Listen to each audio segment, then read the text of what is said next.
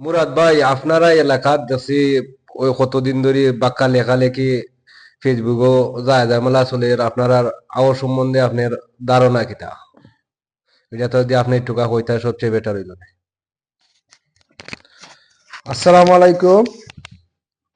ভাই, আপনি যে আমাদের প্রশ্নটা করলেন, আসলে আমি তো সাধারণ মানুষ। এটা নিয়ে আসলে আমি এতটা মাথা ঘামাই না, বা ঘামানোর বিষয় নাই।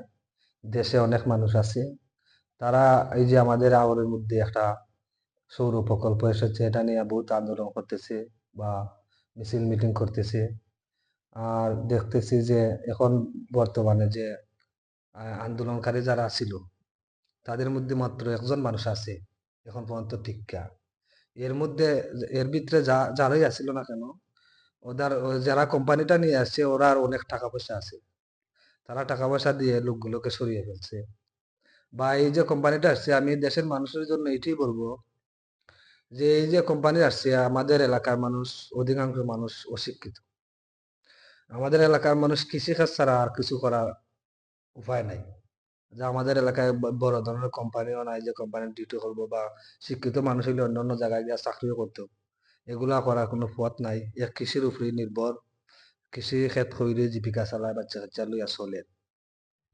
এখন যে প্রকল্পটা আসছে, যদি অন্য ধরনের কোনো কোম্পানি আসতো, তাহলে হয়তো দেশের মানুষ মান্য নিত যে আমরা এই কোম্পানিতে চাকরি মাকরি কইরা চলতাম পারবো, জীবিকা চালাইতে পারবো। কিন্তু এই যে কোম্পানি আসছে সৌর প্রকল্প, এইটার মধ্যে কোনো লোক লাগে না। এটা পিলার দিয়া বসাইবো, বসানোর পরে চারিদিকে বাউন্ডারি দিয়া সিসি ক্যামেরা ফিট করবো।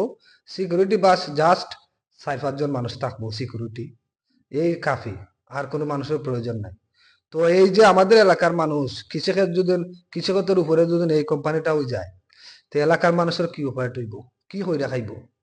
তখন সময় দেখা যাইব যে এলাকার লোকের খাম নাই, কাজ নাই, বেকারত্ব বাড়বো।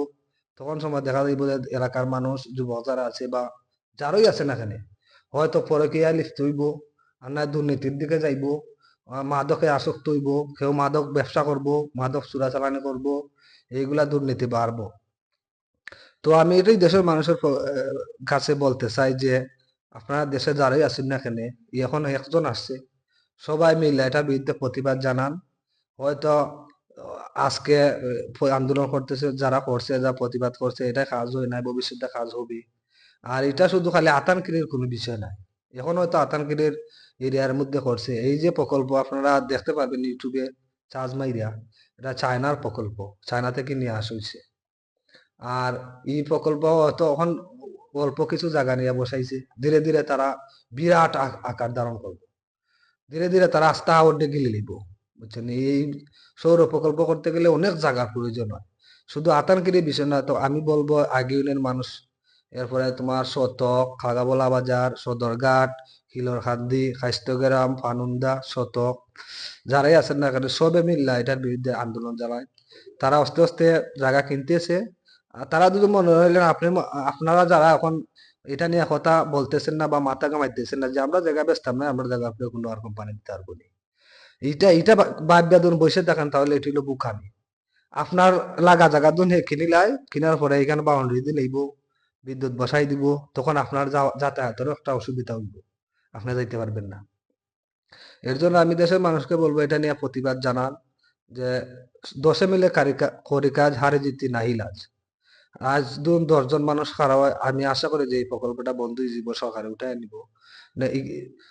এই প্রকল্প সরকারি অনেক খাট জমিন আছে, হতা অন্য জায়গায় নিয়ে বসার সমস্যা কি? এখানে আমাদের কৃষিক্ষেত নষ্ট কইরা তো এই কোম্পানিটা দেওয়ার কোনো মানেও না।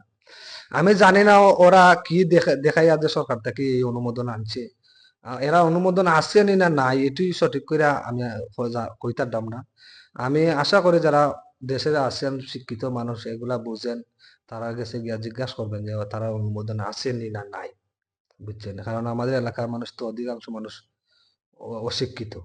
এটাই আমার আপনাদের কাছে প্রত্যাশা। আল্লাহ হাফিজ, ভালো থাকবেন।